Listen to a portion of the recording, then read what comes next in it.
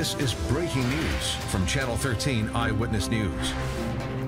And that breaking news tonight, an Indiana State trooper is now at the hospital after getting shot in a gun battle with a drug suspect. It's breaking news we've been talking about all afternoon at the same apartment complex where a man fatally shot and killed an IMPD officer nearly 2 years ago. Now take a look tonight from Chopper 13 HD. It captured today's scene where suspect was shot and killed there on the northwest side of our city.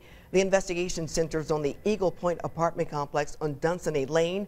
That's just west of I-465, not far from 46th Street. That's where Eyewitness News crime reporter Steve Jefferson is right now. And Eyewitness News reporter David McAnally is at IU Methodist Hospital tracking the trooper's condition. But we begin our coverage with Steve. Yeah, John and Andrea, that shooting happened in this area you see behind me, blocked off by police tape here at Eagle Point Apartments. The investigation is still underway. The two vans here on the scene belong to the state crime scene investigators. They are processing the scene. This all stems from an undercover joint task force drug investigation. The state trooper had the suspect under surveillance. Now, when they got here to Eagle Point Apartments, at some point the two came face to face. The suspect reportedly pulled a gun, took off running, sparking a foot chase, jumped a privacy fence, ignored the trooper's orders to surrender, and that's when the gunfire started. Now, we do know that the trooper fired his service weapon. He was struck in the hand, and the suspect died. The yelling and the gunfire got people's attention. I heard a couple of shots, then I heard 5 more shots, then I ain't hear no more shots. So that's when I figured somebody had got shot down there. The police officer had us around and had the officer trying to comfort him, but they put him in the ambulance. He was sitting up and talking. And when I heard to get on the ground, that's what made me get up to go look. And I went downstairs because I needed to see what was going on. And then, like I said, when I heard the 5 rounds or 5 or 6 rounds go off, then I was like, oh, this is bad. Now, for a while, police had the traffic here at Eagle Point Apartments blocked off, but it has since opened back up. Now, state troopers plan to release the name of the man killed in the shootout after they make a positive identification and informs his family about his death.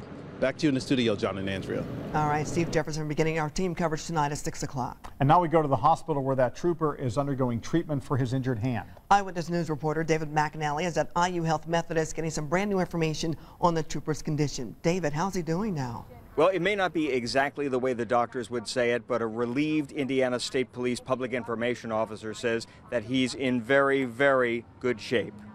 Here's what it looked like when the trooper was brought into the hospital ER area about 3:20 this afternoon.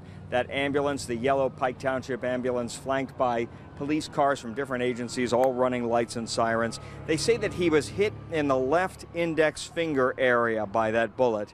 Troopers and police, no doubt, very relieved.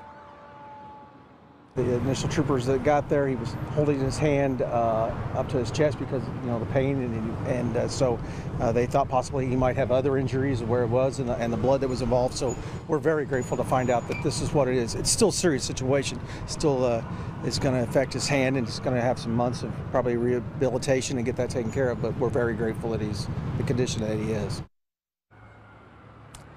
No word yet on whether the officer will be spending the night and also waiting for word on whether there'll be surgery in this case as well. Back to you. All right, David McAnally reporting live outside of IU Methodist. Thank you. And you may remember 2 years ago at the same apartment complex where today's chase began, a man shot and killed Metro Police Officer Rod Bradway. That was back on September 20th of 2013 when Officer Bradway responded to a domestic dispute at the Eagle Point complex. Now, he heard a woman screaming inside and then went in to save her. In a shootout, Officer Bradway killed the man but was also wounded, and Officer Bradway later died at a local hospital. Investigators say he saved the life of the woman and a child inside of that apartment.